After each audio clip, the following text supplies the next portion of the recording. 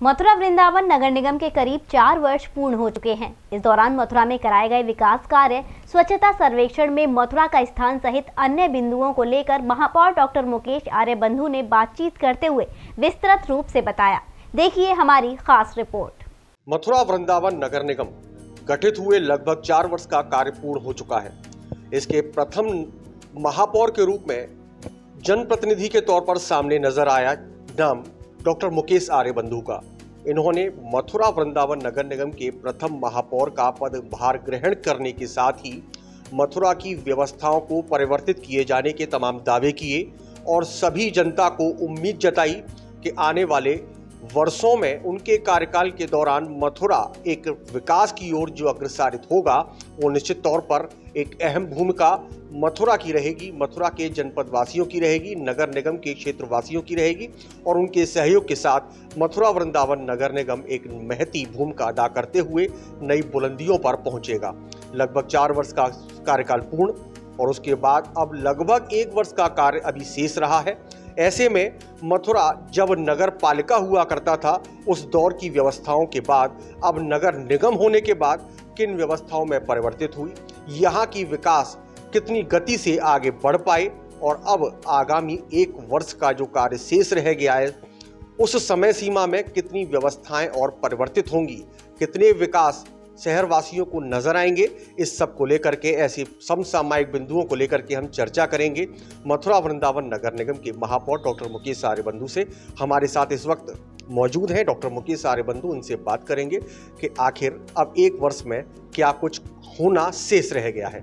जी देखिए, जिस समय हमारा नगर निगम बना था 2017 में, पहले 2 नगर पालिकाएं हुआ करती थी, मथुरा और वृंदावन, दोनों अलग अलग नगर पालिकाएं थीं।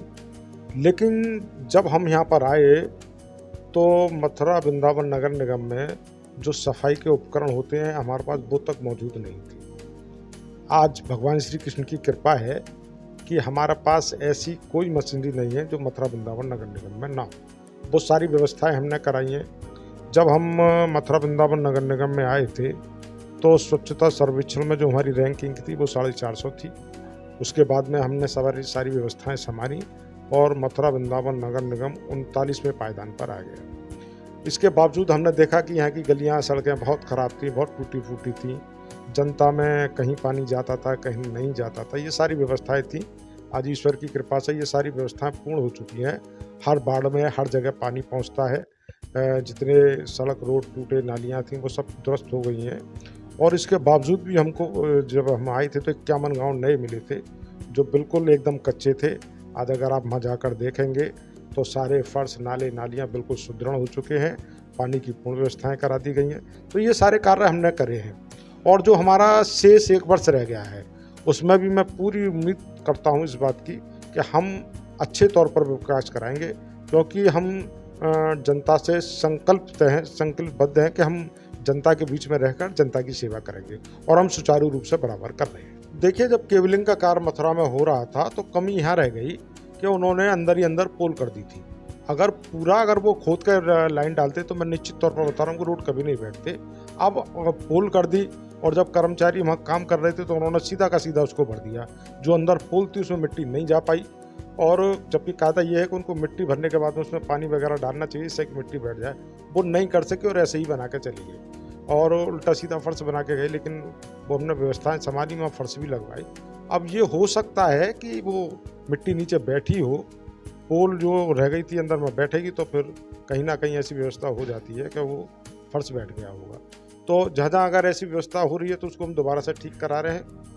हमने 5 वर्ष का अपने ठेकेदार को दे रखा है कि अगर कहीं भी ऐसी दिक्कत होती है तो उसका 5 वर्ष तक वो उसकी देखरेख करेगा। नगर पालिका के कार्यकाल के दौरान मथुरा का हृदय स्थल कहे जाने वाले होली गेट को चमचमाने की व्यवस्थाएं की गई।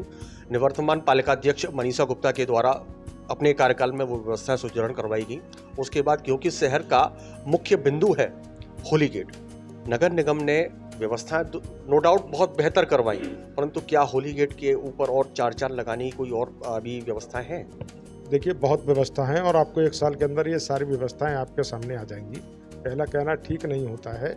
आप देख रहे होंगे कि मथुरा वृंदावन चारों रोड चकाचक बिल्कुल लाइट से जगमगा रहे हैं। ये सारी व्यवस्था हमने कराई। पहले कहाँ इतनी लाइट होती थी, मथुरा में नहीं होती थी। लेकिन होली गेट क्योंकि ये हृदय स्थल है, तो वहाँ पर भी कहीं ना कहीं कोई नई योजना आएगी और होली गेट बिल्कुल आपको बहुत बढ़िया दिखने लगेगा। सारी व्यवस्थाएं दुरुस्त करा रहे हैं, हमारे अधिकारी भी मेहनत करते हैं, काम में लगे हुए हैं। देखिए, मैं आपको एक बात बता दूं, इंदौर बहुत पहला नगर निगम बना हुआ है और एक नगर निगम को अपने आप में स्टैंड होने में कम से कम 20 वर्ष का समय लगता है। मथुरा वृंदावन प्रथम बार नगर निगम बना है और 4 साल में जो व्यवस्थाएं बिल्कुल खराब थी, हमने बहुत सुधारने की कोशिश की है और आगे भी कोशिश कर रहे हैं, सुधरेंगे। और मैं निश्चित तौर पर आपको बता रहा हूँ कि अगर इस तरीके से काम चला तो मथुरा वृंदावन नगर निगम भी एक ना एक दिन अच्छे स्थान पर आ जाएगा, अच्छी रंगी। मथुरा जो योगीराज भगवान श्री कृष्ण 16 कलावतारी कृष्ण की जन्मस्थली के रूप में पहचान बना चुका था, आज यदि देखा जाए कटु सत्य ये भी है कि मथुरा यदि पहचान कृष्ण के रूप में बना रहा है तो मथुरा की पहचान वर्तमान में आतंकी बंदरों के सामने भी नजर आती है।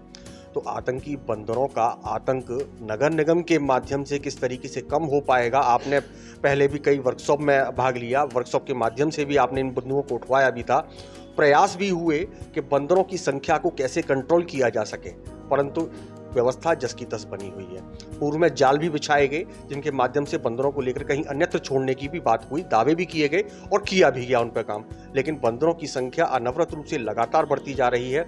इस पर कंट्रोल करने के लिए नगर निगम क्या कर रहा है? देखिए, अभी पिछले अगर 2-3 महीने में आप चले जाएं तो हमने काफी बंदर पकड़वाए भी हैं और हम इसके लिए चिंतित भी हैं कि जो बंदर पकड़वाए थे क्या वो ऊंट के मुंह में जीरा नहीं थी? भले ही ऊंट के मुंह में जीरा जैसी बात हो, लेकिन बंदर तो पकड़वाई गई थी।